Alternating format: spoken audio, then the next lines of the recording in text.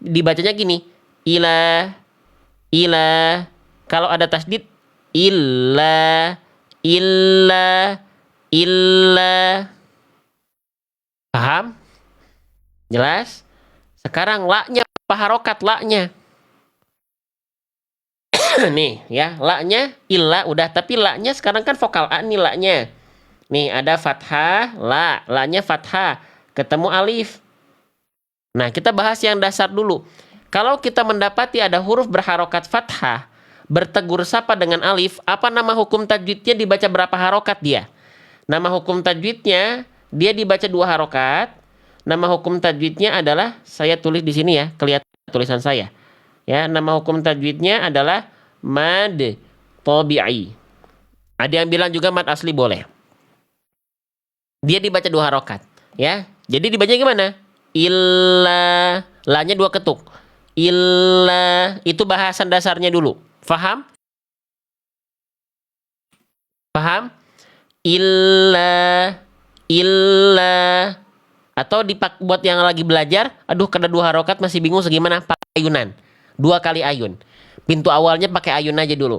Illa. Nah, itu berarti 2 harokat. Ya. Oke, sekarang apakah di sini hanya dibaca 2 harokat atau tidak? Ada konsekuensi hukum tajwid. Di sini kita mendapati ada matobi'i, lalu berjumpa, ini mohon izin teman-teman yang saya tandai dengan warna biru, ini huruf apa? Huruf apa ini? Boleh jawab dulu, silahkan. Huruf apa ini? Huruf ham? Ham? Ham? Hamzah, ya. Tuh, ya udah kita bahas barusan. Masih ada yang bilang alif ini. Barusan kita bahas. Ya. Ini Hamzah. Saya ulang lagi sebelum lanjut. Bunda, alif itu tidak mungkin punya harokat, Bunda. Nih perbandingannya kita ulang. Ya, warna hijau ini Hamzah. Yang warna kuning ini alif. Fungsi alif itu hanya untuk memperpanjang harokat fathah. Makanya di atas dan di bawahnya alif tidak mungkin punya harokat. Ya. Oke. Kalau dia bentuknya kayak alif jangan terkecoh. Lihat dia punya harokat. Oh berarti Hamzah dia. Oke. Tuh ya makanya kenapa diulang-ulang. Karena kalau nggak barusan masih anget. Ini barusan masih ada yang salah. Nggak apa-apa. Namanya juga belajar. Makanya jangan bosan untuk mengulang-ulang. Ya. Nah, kembali lagi. Berarti di sini ini huruf hamzah atau alif? Ini hamzah, bukan alif. Ya, berarti di sini oke, di sini ada pertemuan si hijau dengan si biru menghasilkan si kuning. Ah, menghasilkan si kuning apa? Si alis nih. Ya. Nah, ya, saya tulis dulu ini hamzah ya. Ini hamzah. Oke. Berarti di sini teman-teman ada pertemuan antara matobi'i dengan huruf hamzah. Ini menjadi alis. Nama hukum tajwidnya harus kita lihat dulu. Lihat apa lagi bang? Matobi'inya dengan hamzah ini terletak pada kata yang terpisah atau satu kata yang sama. Ya, nih. Jadi gini, kalau di sini kita lihat matobi'inya terdapat di kalimat illa. Hamzahnya terdapat di kalimat, aduh beda kalimatnya di bawah nih. Ayyudzana. Ayyudzana nyambung nih ya. Jadi hamzahnya itu terdapat di kalimat ayyudzana. Nah, jadi antara illa dengan ayyudzana ya. Oke, itu mempertemukan antara matobi'i dengan hamzah, tapi katanya terpisah. Oke. Nah, kalau ada matobi'i jumpa dengan hamzah pada kalimat yang terpisah. Duh, saya nulisnya di mana? Ini saya izin hapus dulu deh tulisan yang ini. Ya. Itu yang ini saya izin hilangin dulu sebentar. Oke, biar saya bisa nulis. Nah, ya. Kalau ada matobi'i berjumpa dengan hamzah pada kalimat yang terpisah. Nah, terpisah. Oke. Nama hukum tajwidnya apa yang tahu? Boleh komen di kolom komentar apa yang tahu? Namanya mad jaiz munfasil. Nah, ini nama hukum tajwidnya. Ya. Mad jaiz munfasil ini ditandai dengan tanda alis runcing ya, alis tajam, alis ramping. Ya. Nah, munfasil itu sebagai penanda dia terpisah. Kenapa munfasil? Munfasil itu diambil dari kata infisol. Infisol itu apa? Terpisah. Apa yang terpisah? Bukan antara aku dengan kamu yang terpisah oleh jarak dan waktu, bukan, tapi antara matobi'i dengan hamzah. Yang terpisah, terpisah kata maksudnya. Faham? Jelas sampai sini? Maka mad jaiz munfasil ini boleh dibaca berapa harokat? Boleh dibaca 2 harokat, 4 harokat, atau 5 harokat. Cuman yang dipakai di Indonesia itu karena torikohnya kebanyakan ngambil toriko syatibiyah, di sini ambil 4 atau 5 harokat. Ya, nah maka dibaca 4 atau 5 harokat. Faham atau tidak? Paham atau tidak? Paham atau tidak? Ya, ya. Ya. Boleh di screenshot dulu nih sebelum hilang si teorinya nih. Di screenshot dulu, kalau perlu dijadiin wallpaper. Ya. Biar setiap buka HP bukan cuman chat dari si doi yang teman-teman tungguin. Chat doi itu siapa? Chat dari suami, istri, keluarga, anak, orang tua ya. Gitu. Tapi lihat, oh ini mad jaiz munfasil gitu. Ya. Nah, oke. Sip. Berarti dibaca 4 atau 5 harokat. Ya, makanya di sini ditulis ya. Kalau cuma lihat fitur, teman-teman gak usah bahas panjang lebar, udah aja tinggal lihat ini. Cuman kan di TikTok sudah banyak yang bahas beginian fitur tadi, tapi jarang yang membahas begini. Itu saya jadi ngisi bagian yang itu. Ya. Oke. Sip, dibacanya 4 atau 5 harokat ya. Contohnya gimana? Izin. 4 atau 5 harokat berarti la-nya dibaca 4 ketuk. Kalau ngambil 4 harokat. Tuh 4 ketuk. Atau mau 5 juga boleh. Nah, silakan teman-teman mau ngambil berapa? 4 atau 5 silakan. Ya. Oke. Nah, sekarang teman-teman, ada yang pengen nyari cara yang simple nggak? Aduh bang, aku baru belajar, aku masih bingung bahasan tentang kalau pakai kaidah-kaidah begini. Kalau misalnya saya nggak tahu nih hukum tajwidnya, saya pakai Al-Quran yang nggak ada tajwid warnanya. Gimana cara lebih simpelnya? Mau saya kasih tahu atau enggak? Mau saya kasih tahu atau tidak? Cara simpelnya. Cara simpelnya begini. Anggaplah, karena tidak semua orang punya Al-Quran yang ada tajwid warna. Oke? Ya, maka caranya begini. Caranya, setiap teman-teman mendapati alis, itu dibaca 4 atau 5 harokat, titik. Pengecualiannya adalah, ini kita bahas yang dasar dulu ya. Pengecualiannya adalah ketika alisnya ini berjumpa dengan tanda tasydid atau sukun setelah alisnya persis, maka dibacanya 6 harokat. Contohnya bang, baik, nggak usah jauh-jauh. Di Quran surah Al-Fatihah, lihat ada alis di sini, setelahnya ada tanda tasydid ataupun tanda sukun, tanda mati. Nah, dia dibacanya 6 harokat. Sudah, teman-teman tidak perlu tahu hukum tajwidnya dulu untuk awal, misalnya. Nah, begitu tipsnya. Tapi kalau pengen tahu nama hukum tajwidnya apa? Ini namanya mad lazim. Kalau ketemu tasydid namanya mad lazim mutsaqqal kilmi. Kalau ketemunya sukun mad lazim khaffaf kilmi. Paham? Jelas? Kalau misalnya alisnya tidak berjumpa dengan tasydid atau sukun, ya, oke, ya, dia dibaca kembali yang tadi 4 atau 5 harokat aja. Faham ya? Jelas ya teman-teman sekalian ya. Nah, jadi mana tadi ayatnya? Nah, ya berarti ini dibaca 4 atau 5 harokat. Begitu teman-teman ya. Oke. Illa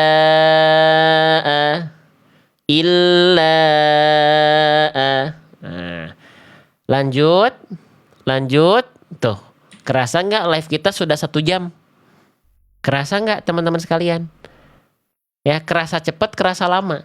Kalau teman-teman ngerasa lama, berarti teman-teman sedang tidak menikmati pembelajarannya.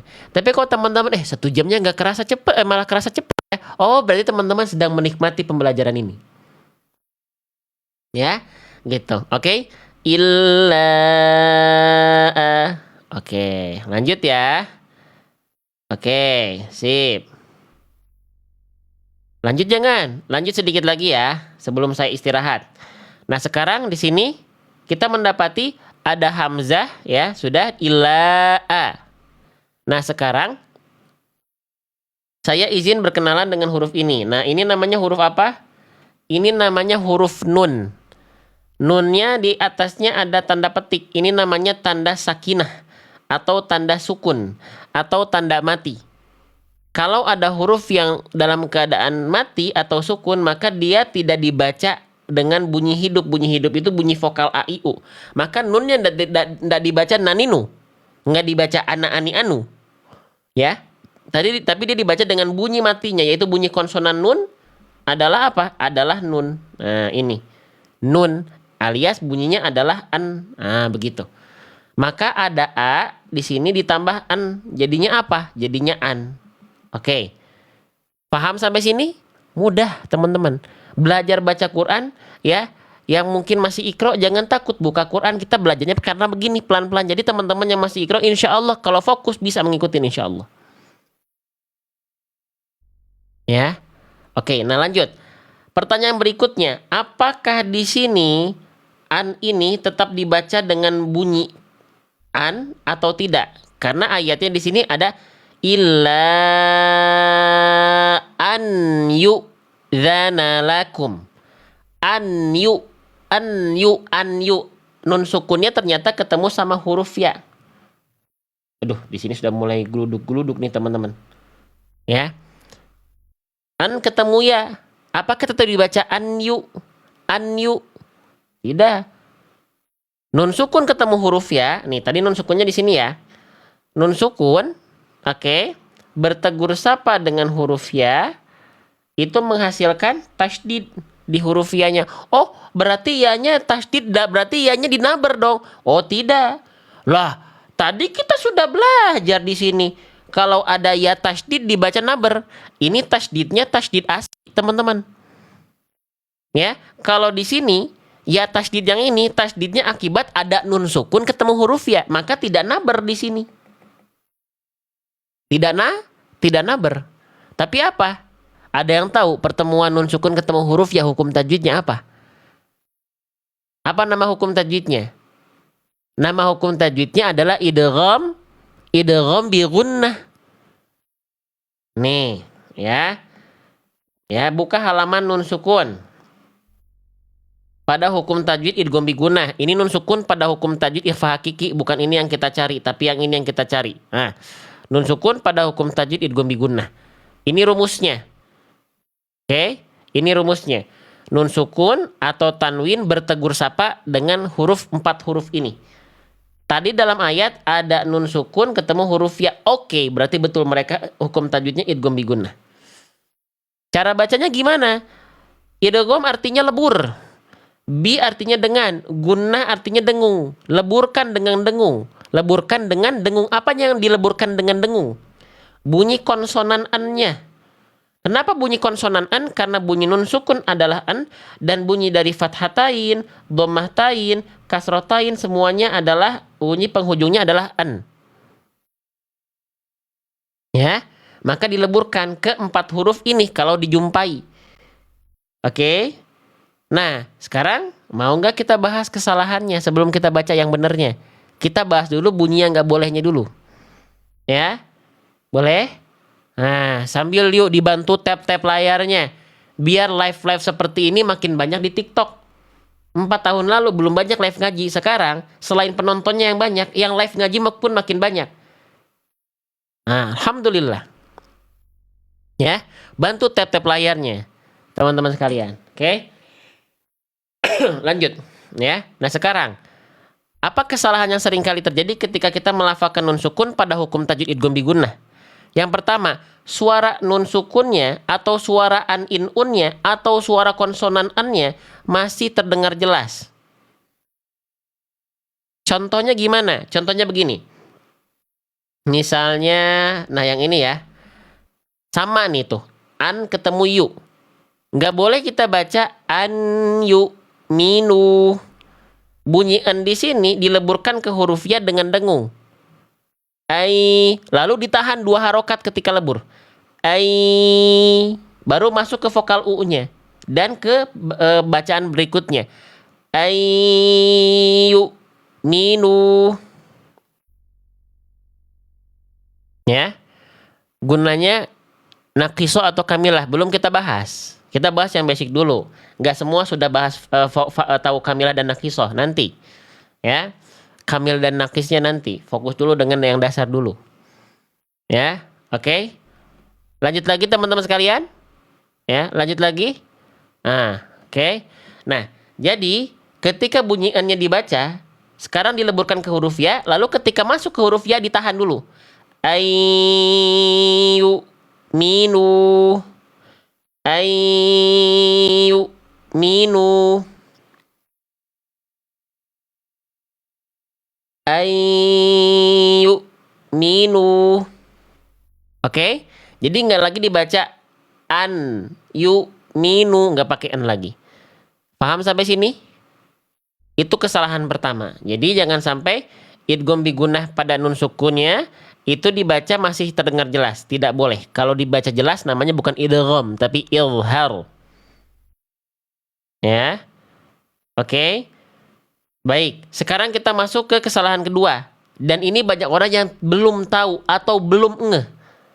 Makanya teman-teman harus tahu dulu idgham bigunah itu tadi apa? Lebur dengan dengung. Ya.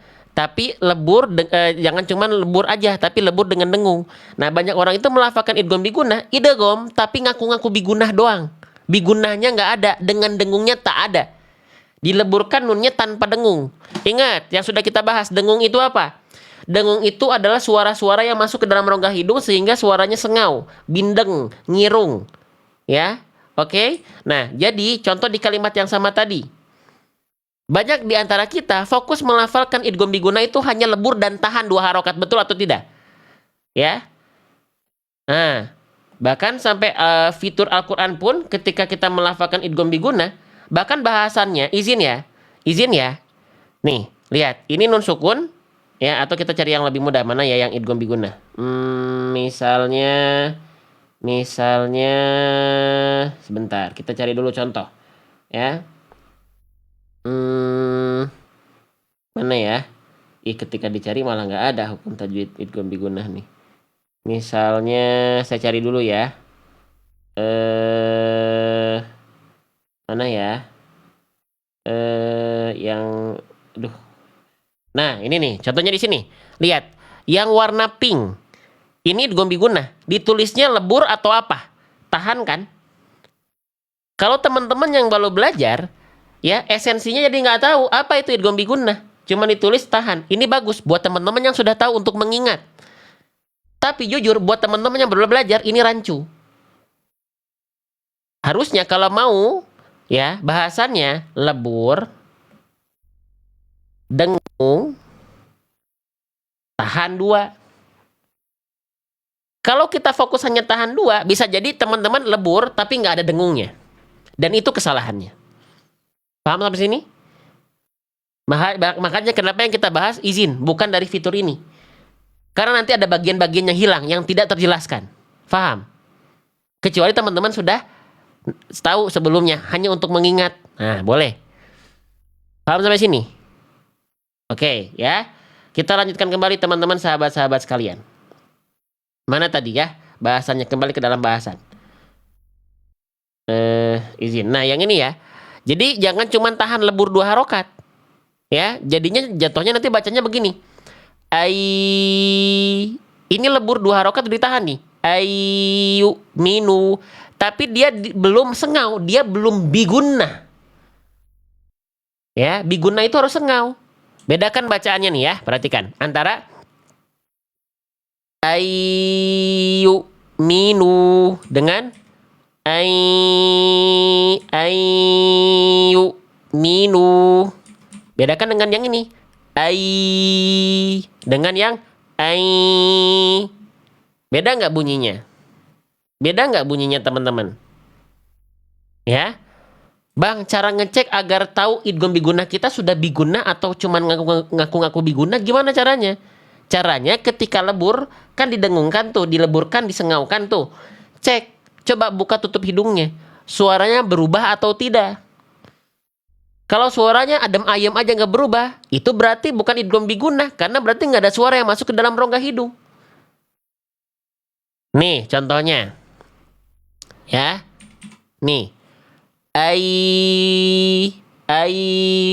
berubah nggak ketika ditutup? Ai. Nah ini bacaan salah. Harusnya ayu minu, ayu minu. Harusnya ayu minu, bukan ayu minu. Ya, gitu. Kan idgham bigunnah. Harus pakai dengung dong. Bukan cuma ngaku-ngaku bigunnah aja. Nah, gitu ya teman-teman sekalian ya. Oke. Paham sampai sini? Jelas sampai sini? Ya. Nah, gitu. Oke, itu kesalahan kedua. Ya. Jelas ya? Nah, tapi kesalahan kedua ini tidak mungkin terjadi apabila nun sukun atau tanwinnya berjumpa dengan nun dan mim. Ya, nun dan mim. Kesalahan kedua ini bisa terjadi apabila nun sukun atau tanwinnya ketemu sama huruf ya dan wawu. Lah, kenapa Bang pada huruf nun dan mim tidak mungkin terjadi? Karena huruf nun dan mim itu sendiri adalah huruf yang memang sudah gunnah. Ya enggak? Nun dan mim itu huruf yang masuk hidung kan? Jadi nggak usah dikhawatirkan lagi kesalahan kedua terjadi pada idgham bigunnah kalau setelahnya mim dan nun. Karena pasti dengung. Tapi kalau huruf ya dan wawu itu yang harus diperhatikan. Bener nggak idgham bigunnahnya bigunnah?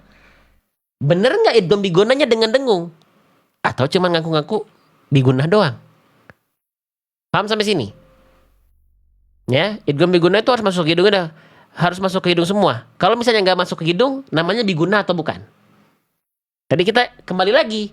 Bigunnah itu apa? Bi itu dengan. Gunnah itu apa? Dengung. Dengung itu gimana? Suara masuk ke dalam rongga hidung. Kalau misalnya nggak masuk ke rongga hidung, berarti bigunnah atau bukan? Nah, gitu ya. Paham ya? Jelas ya? Nah, jadi kesalahan kedua ini terjadi khususnya ketika ketemunya ya sama wawu. Ya. Oke. Nah, sekarang kesalahan ketiga pada nun sukun di hukum tajwid idgham bigunnah adalah dileburkan dengan dengung sudah nih bagus nih, tapi tergesa-gesa tidak ditahan 2 harokat. Harusnya ditahan dulu 2 harokat. Nah, ini kesalahan yang sering kali terjadi. Contoh misalnya, kita baca begini. Di sini ya, kita baca mim masadin. Nah, nunnya kan masuk ke tahan dulu. Mim masadin. Ya, di sini misalnya miu. Tuh, tahan dulu au-nya. Ya, karena an-nya masuk ke au, tahan. Miu waraihim. Jelas sampai sini? Paham sampai sini? Ya. Ya, yang sudah mulai paham. Oke. Boleh komen paham di kolom komentar dulu, boleh nggak absen dulu di antara 1.300 1.400 orang memandang dalam live ini? Ya. Boleh komen paham dulu sebelum kita kuis. Ya, sebelum kita kuis.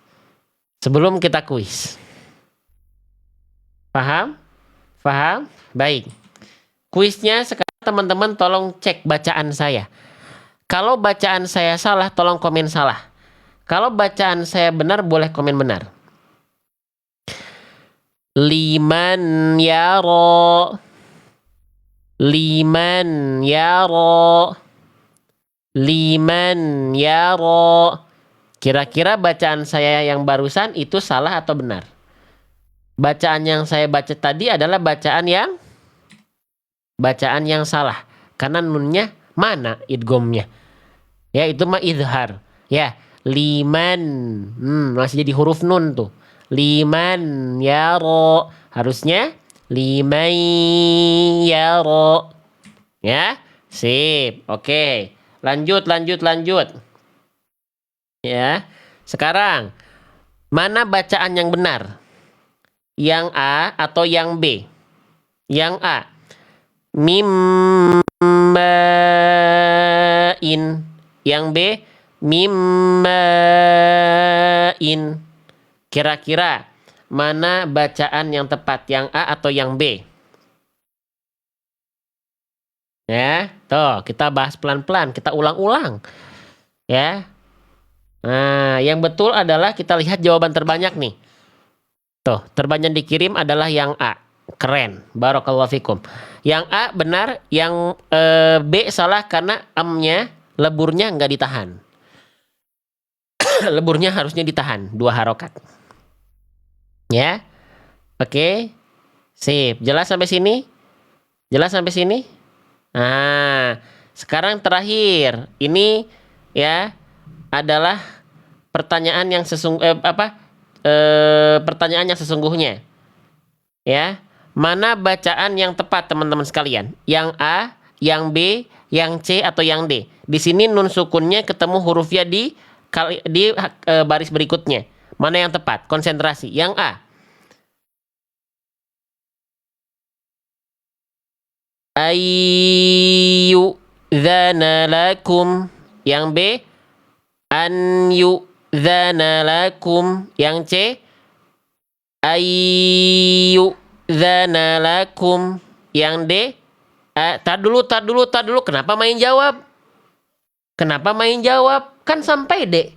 Kenapa tiba-tiba jawab A? Emang saya sudah selesai baca sampai terakhir? Emang bacaan A udah pasti benar? Emang sudah dengar bacaan yang D? Kenapa sudah main jawab? Ayo. Tar dulu. Kok tidak tertib? Kok tidak tertib ya? Sabar. Jawaban A, teman-teman jawab sudah yakin benar. Salah jawabannya.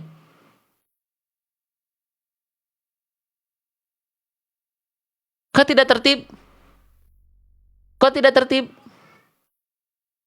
Sabar. Ya, kalaupun jawaban A benar, tertib. Belum selesai. Karena jawaban A pun salah, bukan benar. Sudah mah tidak tertib, salah lagi jawabannya. Sabar teman-teman sekalian. Ya, jamaah-jamaah, sahabat-sahabat warga Indonesia, ya, tertib. Ya, teman-teman sabar, belum selesai saya nyontohinnya. Ya, siapa yang tadi udah jawab A? Padahal D saya belum baca.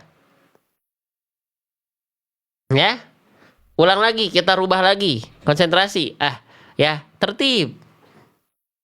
Oke, ya, yang betul yang A, yang B, yang C, yang D sampai D contohnya.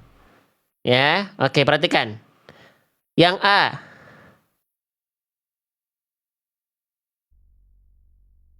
Ayyudzana. Yang B, an yu'dzana. Yang C, ayyudzana. Yang D, ayyudzana. Mana bacaan yang tepat? Nah, tertib. Begitu, baru jawab. Ya, yang A, yang B, yang C atau yang D? Ya, yang A, yang B, yang C, yang D. Kita lihat ya, jawaban terbanyak di sini pada jawab apa? Tuh, di sini kalkulasinya. Terbanyak dikirim itu yang C. Nah, jawabannya adalah yang C. Ya.